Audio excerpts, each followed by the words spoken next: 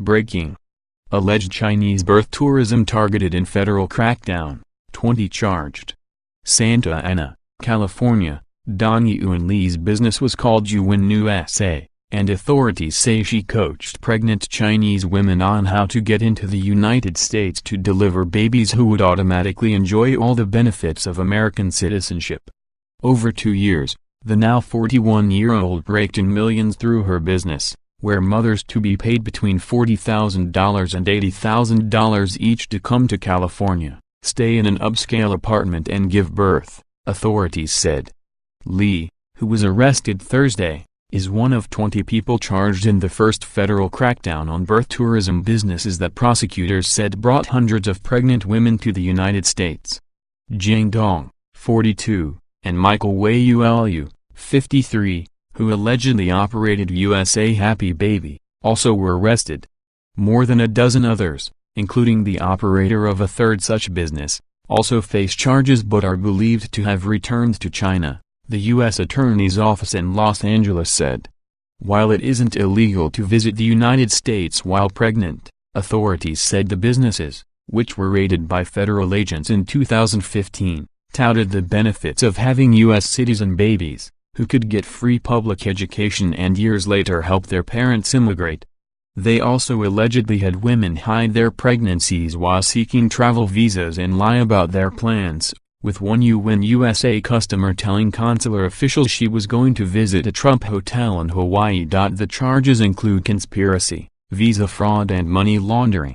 But U.S. authorities said the businesses also posed a national security risk since their customers, some who worked for the Chinese government, secured American citizenship for children who can move back to the United States and once they're 21 and then sponsor their parents for green cards. I see this as a grave national security concern and vulnerability, said Mark Zito, Assistant Special Agent in charge of Immigration and Customs Enforcement's Homeland Security investigations. Are some of them doing it for security because the United States is more stable? Absolutely. But will those governments take advantage of this? Yes, they will.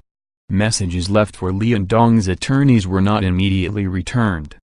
Derek Tung, Liu's attorney, said the growing interest among Chinese women to give birth to American babies drew attention to a phenomenon long employed by citizens of other countries.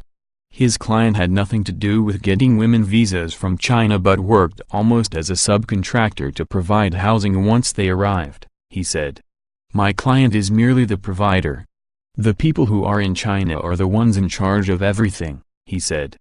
Birth tourism businesses have long operated in California and other states and cater to couples from China, Russia, Nigeria and elsewhere.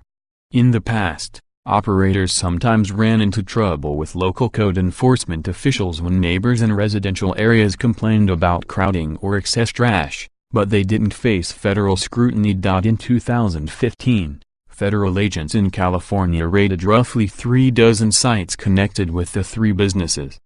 More than 20 people were designated as material witnesses but some later fled to China and were charged with violating federal court orders, and a lawyer who helped them leave the country was convicted of obstruction of justice. This week, a federal grand jury indicted 4 people who allegedly ran the birth tourism businesses until the 2015 raids, including Wen Ruideng, 65, who is believed to be in China and accused of operating Star Baby Care. That business dated to at least 2010 but advertised having brought 8,000 women to the United States, half of them from China, and claimed to have been running since 1999, prosecutors said. Each business brought hundreds of customers to give birth in the United States and some didn't pay all of the medical costs tied to their care, prosecutors said. One couple paid the indigent rate for their hospital bills, a total of $4,080. Even though they had more than $225,000 in a U.S. bank account they had used to shop at luxury stores including Louis Vuitton, according to court papers. Lee, who operated UN USA and paid in full for a $2.1 million home in Irvine, California and a new Mercedes-Benz, told an undercover federal agent who was posing as a pregnant Chinese citizen that her company would train her to interview for a visa and pass customs, according to court filings.